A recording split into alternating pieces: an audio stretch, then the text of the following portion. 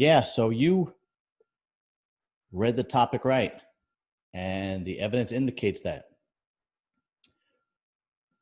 Why do people conform so easy? I mean, we see it all the time, right? We see it in the military, we see it in the police department, we see it in business, we see it in our own little groups. People conform very easy. People would like to think that when they face terrible things, when they face adversity, that they would be morally responsible and do the right thing. And they wouldn't care what the consequences are. But the evidence shows otherwise. You see, after World War II, academics and psychologists and sociologists were so they were so mesmerized by how Nazi Germany just conformed. They said, how could a country just sit back and watch 6 million Jewish people just be destroyed? How could that happen? So shortly after World War II was over, academics, psychologists, sociologists, they put together experiments to try and figure out why or how, or even if it's possible. There happen to be two very, very, very famous experiments that shows that majority of people, when faced with adversary, when introduced to a group of people that believe something, that when they are faced with an authority figure, the majority of people conform and they comply. And some of the outcomes show that it didn't matter what the consequences were. So the first experiment was called the Asche experiment. It was a very simple experiment. It was done by Solomon Asch in 1951. I actually had to read about it again, these two, because I remember learning about these in class when I was in college, my sociology classes, but I had to go back and refresh my memory. So the first one, what would basically happen is Solomon Asch in 1951, he would have a classroom of people, I believe it was 8. And one was the subject. Everybody else was basically an actor. And they just wanted to know if that one subject would conform. So what they would do is they would have 8 people. One of them was the subject. Everybody else was actors. And they would put this picture on the board. And the picture was 4 lines. It was 1 line. Then separated was 3 lines next to it, but there was a separation. And they would say, this one line you see, which one is the same out of the 3? And out of those 3, one was identical. One was a little shorter, one was a little higher, and the other one was identical. And he would do this 12 times. 12 times he would try and do this. And what he would do is in between so many times, whatever, 4 or 5 times, the first like 3 or 4 times, they would all agree that that one line was the same. So they would say, okay, line 2, let's say, right? Line 2 is the same as the first line, right? But then what they would do is they were instructed, let's say during the 5th run, to choose the other line, to choose the line that wasn't identical. The line, let's say, that was a little shorter. And the subject would be seated somewhere toward the end. There was 8 people in the experiment, and the actual subject would be in like seat 6 or 7. And then that 5th go around, they would pick a line that wasn't identical. They would pick another line, and they would say 3, three, number three. No, the second guy was number three. Then they would get to the subject, and what Solomon Asch found that 75% of the time,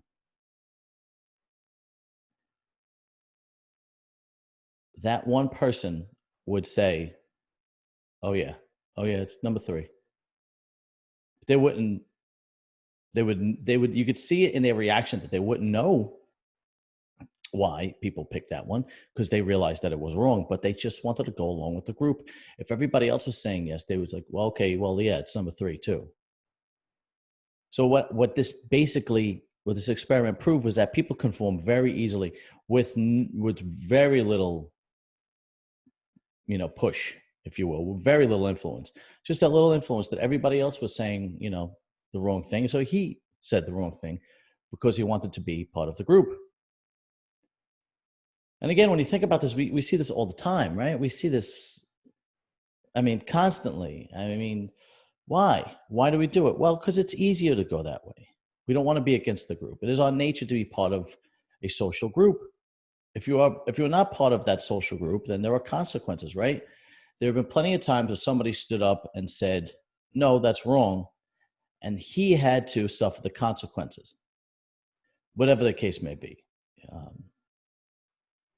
Whatever the consequences may be. We've seen it all the time. We've seen it in history constantly. And the majority of people would just go along because it's easier. They don't want to ruffle feathers. They don't want to hear bad feedback. And in Nazi Germany, they didn't want to get killed. So it was extremely easy to conform. They didn't want their families to get killed.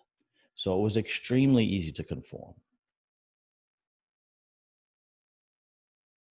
The next study was a little bit more cynical, but even more popular. This was done in the early 60s, and this was called the Milgram Experiment. This one was a little bit more cynical. And as a matter of fact, when this study was done, they actually said that it was not ethical.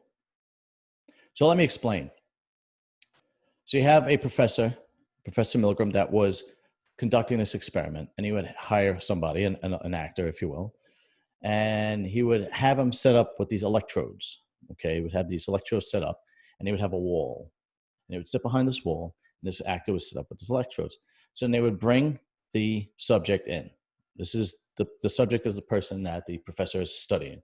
He would introduce him to the person with the electrodes, and he would explain the experiment to the actor, and the actor was told to say, well,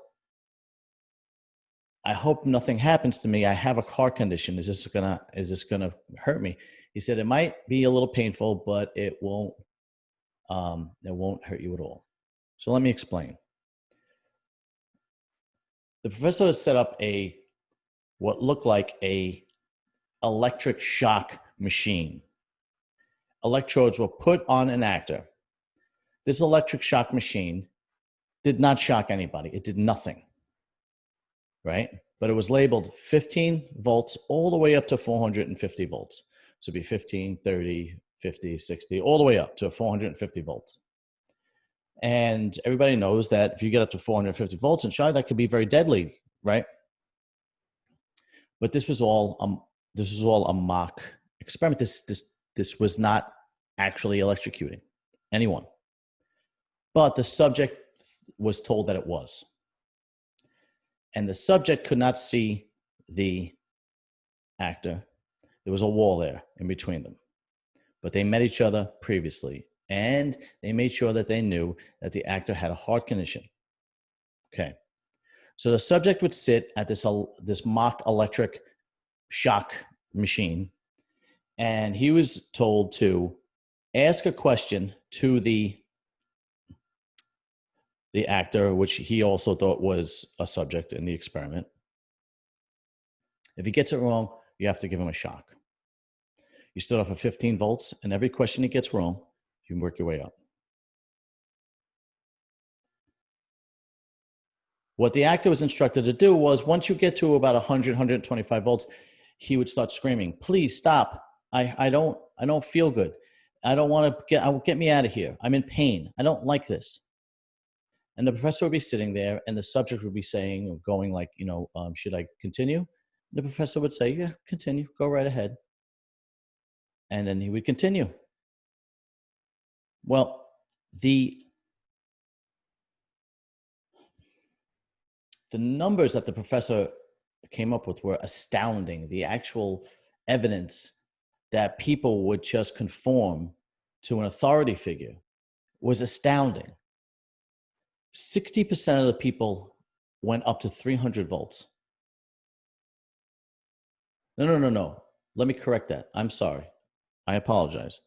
100% of the people went up to 300 volts. 60% of the people went all the way up to 450 volts. They didn't go, like, they weren't just like, they didn't have like no empathy. They weren't like, they didn't have any feeling. They would, once they got up that high, they would be very, very like iffy. They would be grind their teeth, or one guy would laugh hysterically. Another guy like gave a fight, like, listen, are you going to take, responsibility for this? And the professor would be like, no, I'm completely responsible for this. Go right ahead. Continue. No, that's what you're here for, to continue. The professor didn't really push them that hard. He just basically said, you have to continue the experiment. 100% went up to 300 volts. 60% went up to 450 volts. But here's the thing. He had the actor screaming in pain. And then he had the actor say nothing after they passed up a certain amount of volts.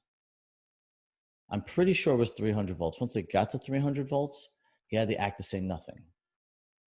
So what that meant is he could be dead. They didn't know that. He just wasn't saying anything anymore. And then the subject would say to the professor, should you check on him? And he goes, no, just continue with the experiment.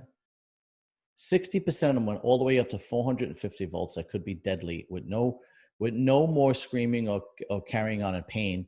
And he even said, I feel my heart, I have a heart condition. I feel like I'm having some problems. Didn't matter. 60% of it still, 60 went all the way up to what the professor had said. So there were two things that were going on here. The first experiment was that you conform to the group. The second one was that you comply with an authority figure. These results were like astounding because everybody wants to believe that they are morally superior, that when faced with adversary, they want to believe that they are going to do the moral correct thing. But that's not accurate human behavior. As a matter of fact, you would do the opposite. The majority of people would do the opposite. The majority of people would not want to disrespect or disobey an authority figure. And the majority of people would not want to go against a group's philosophy or agreeance or whatnot. So in Nazi Germany, it is very, very easy, right? It's like basically you have those two things and your life is on the line if you don't conform. It was very, very easy. The scary part is, here's the scary part. If that's the evidence, and believe me, if these experiments were done today, it would be the same numbers. The scary part is it could happen again. That's the scary part.